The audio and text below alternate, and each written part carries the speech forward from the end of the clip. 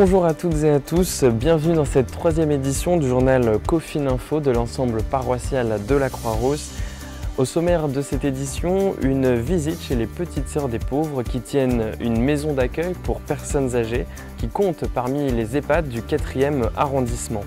Nous sommes aussi allés à la rencontre de communautés religieuses de la Croix-Rousse, occasion de leur permettre d'apporter un témoignage sur ce qu'ils vivent depuis 2 mois. Enfin, nous terminerons avec l'actualité qui a marqué cette semaine. Depuis plus de 2 ans, un immense chantier de construction a vu le jour du côté de la rue Hénon. En effet, la congrégation des Petites Sœurs des Pauvres a décidé la reconstruction de cette résidence qui accueille plus de 70 résidents. Elle est bien connue sous le nom de Ma Maison, qui dit bien comment cette communauté religieuse d'une dizaine de sœurs est soucieuse que chaque résident se sente comme chez lui. Nous avons cherché à comprendre comment le confinement a changé la vie de la maison alors qu'un immense chantier de reconstruction est en cours. Comment avez-vous vécu cette période de confinement? Alors, dès le départ du confinement, on a mis en place une nouvelle organisation, non seulement pour sécuriser les résidents, mais aussi pour leur apporter des soins attentifs, ainsi qu'un accompagnement personnalisé. Il faut savoir que le confinement est très difficile pour les résidents. Nous sommes dans une vieille maison, les chambres sont très petites. Il ne faut pas oublier qu'il n'y a pas le confort des EHPAD modernes, c'est-à-dire que les chambres n'ont pas de WC, n'ont pas de douche. Donc ça rend le travail compliqué pour sanitiser tout le locaux. Alors pour sécuriser les résidents, leur apporter des soins attentifs et un accompagnement personnalisé, il fallait que nous renforcer le personnel. Le personnel est très sérieux, très appliqué et bien sûr, elles sont entourées, aidées par une communauté de petites sœurs. Qui, bien sûr, dans chaque étage, il y a une petite sœur et la petite sœur apporte justement ce soutien et le travail en équipe, toujours pour le bien des résidents. Vous avez réussi donc à vous équiper convenablement? Au départ, nous n'avons pas eu beaucoup de... on a eu des difficultés pour être équipés en masque, en gel, je pense comme tout le monde. Est-ce que vous auriez une parole d'espérance pour l'après? Écoutez, moi ce que j'ai beaucoup apprécié, c'est la solidarité des personnes. Alors naissent les applaudissements tous les soirs pour nos soignants. Quand vous avez tout un quartier autour qui applaudissent et résonnent, c'est très encourageant parce qu'il avait un moment pour nous et pour les soignants, on avait besoin d'être encouragés. Donc, la solidarité aussi des personnes, des jeunes qui déposaient des dons alimentaires à l'accueil. Parce que nous, on n'a pas pu faire nos quêtes en paroisse. On n'a pas pu faire notre quête en supermarché. Et je ne sais pas comment, est-ce qu'ils ont entendu dire ou parler qu'on n'a pas pu faire de quête, on avait besoin de café, des madeleines et tout ça. Et bien, des jeunes ont déposé des dons alimentaires. On n'oublie pas de rester proches les uns des autres et de porter le regard sur l'autre, sur les besoins des autres et surtout justement des personnes démunies, isolées, les pauvres. Qu'est-ce qui a changé dans la vie de communauté des sœurs? On a changé premièrement, c'est l'organisation parce qu'en tant que religieuse, nous avons aurait de vie de prière, vie de communauté, vie apostolique. Et puisqu'on devait adapter, co-organiser un nouveau planning, adapter aux résidents, donc ça veut dire notre programme de l'oreille de prière, l'oreille de communauté qui est un peu basculé. Et puis au début, comme tous les personnels, y compris petits sœurs, on était fatigués, on était un peu stressés parce qu'on a peur. Mais ce que ça nous aide beaucoup tout de suite, c'est la vie communauté qui nous soutient les uns les autres. C'est une grande force pour nous. Donc, notre prière quotidienne en communauté nous a beaucoup porté cette force qui nous puisse apporter au personnel soignant parce qu'ils ont besoin de notre aide, de notre soutien. Je pense que le personnel soignant, ils ont apprécié notre présence et nous, en tant que communauté, les liens sont très soudés. Il y a un chantier de construction sur votre site. Est-ce que cela a été impacté? Oui, le chantier a été malheureusement au ralenti. Les grosses entreprises n'ont pas pu donc travailler. Il a encore du retard et c'est un retard qui coûte. Mais c'est essentiel pour le moment, c'est nos résidents qui sont bien soignés, qui sont dans la sécurité. On n'a pas aucun cas Covid pour le moment. Ceci dit, il faut rester vigilant, il faut pas lâcher. De quoi avez-vous besoin maintenant? De quoi nous avons besoin?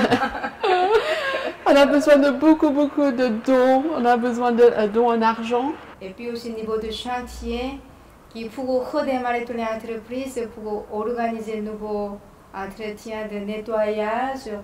Mais vous savez, la main de Dieu, sa présence dans nos vies et combien il s'occupe de nous.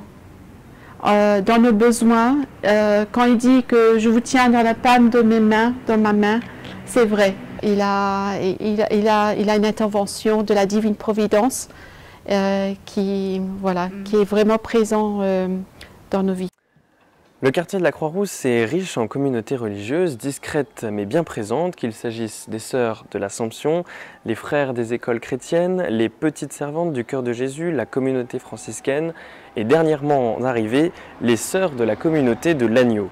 Nous sommes allés les visiter et chacune de ces communautés nous a livré un regard sur la période atypique que nous vivons. Comment avez-vous vécu cette période de confinement?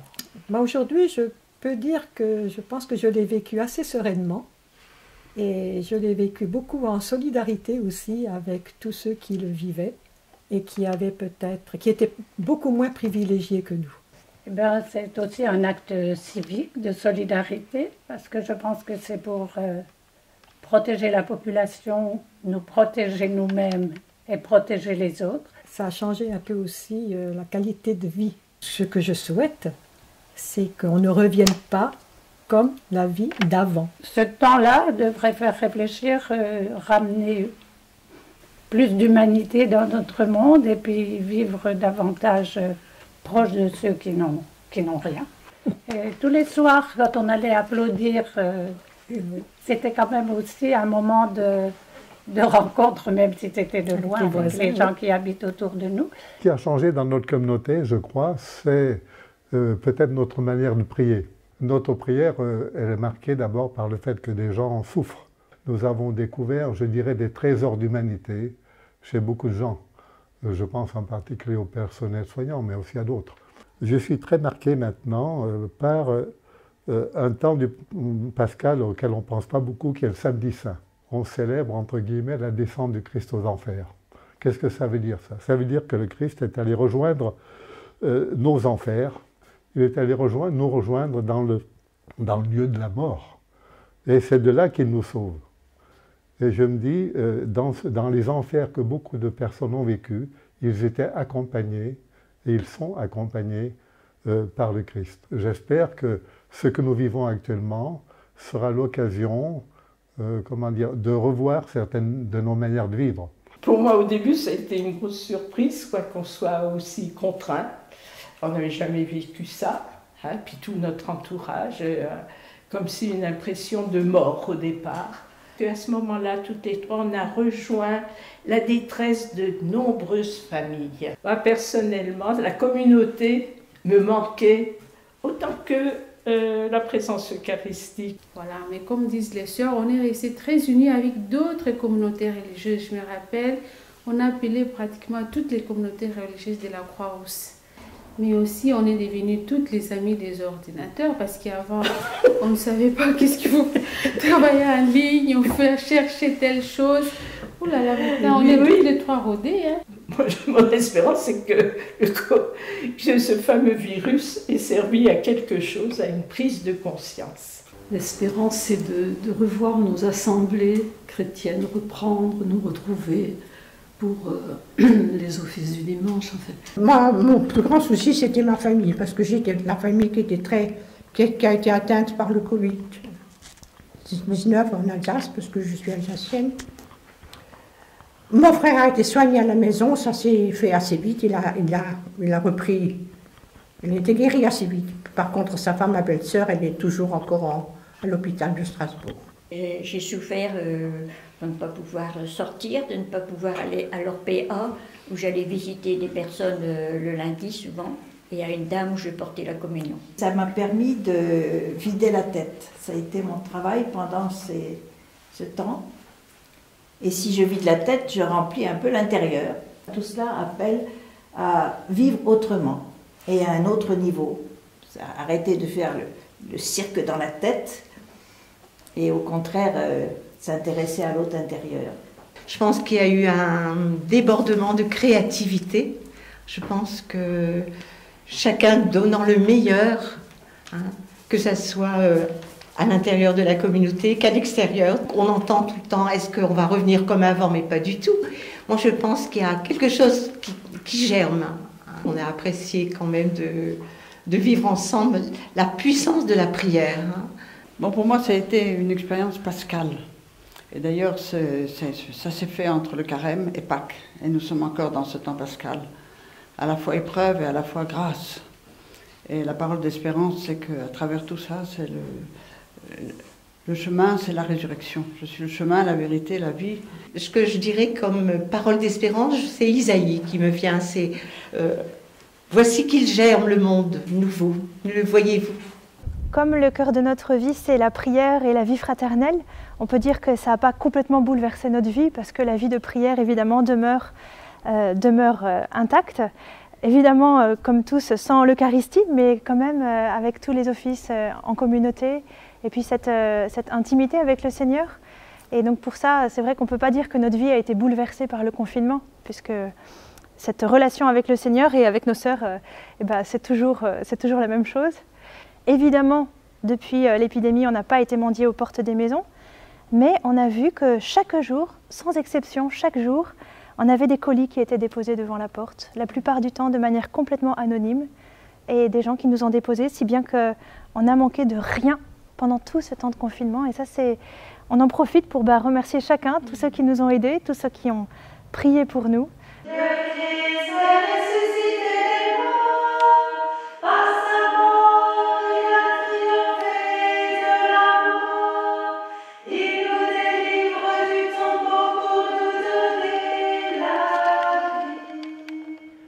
Cette semaine a été marquée par la reprise des temps d'adoration, mercredi et vendredi, où il était possible de se rendre de manière libre.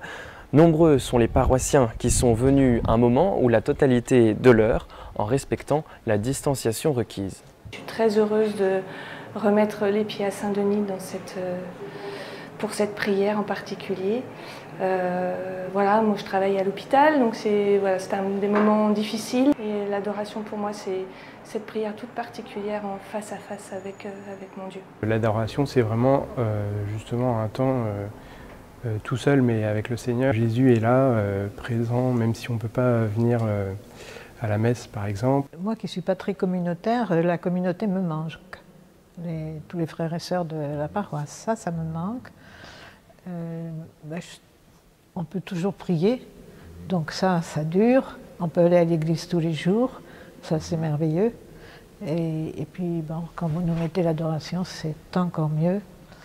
Sans transition, depuis plusieurs semaines, des pigeons avaient élu domicile dans l'église Saint-Augustin à la faveur d'un vitrail qui s'était brisé. Cela a occasionné des dégâts considérables dont certains sont pour une part irréversibles. Aussi, cette semaine s'est déroulé un événement qui a marqué le quartier avec l'introduction dans l'église d'une grande nacelle susceptible d'atteindre les 23 mètres de haut nécessaires pour changer ce vitrail. C'est désormais chose faite, il reste néanmoins un grand nettoyage à réaliser. En conclusion, quelques rendez-vous pour cette semaine. Les temps d'adoration du Saint-Sacrement sont reconduits mercredi matin de 8h30 à 9h30 à Saint-Augustin et vendredi de 18h à 19h à Saint-Denis.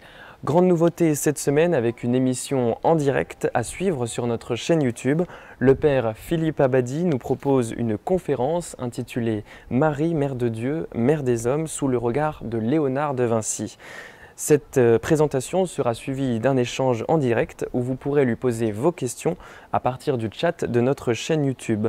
Notez donc bien, mercredi 13 mai à 20h30 en direct sur la chaîne qui s'affiche sur votre écran. Nous arrivons au terme de cette édition du journal Coffin Info de l'ensemble paroissial de la Croix-Rousse. Dans quelques instants, nous allons participer à la messe célébrée en direct de l'église Saint-Augustin, présidée par le père Gabriel Timin.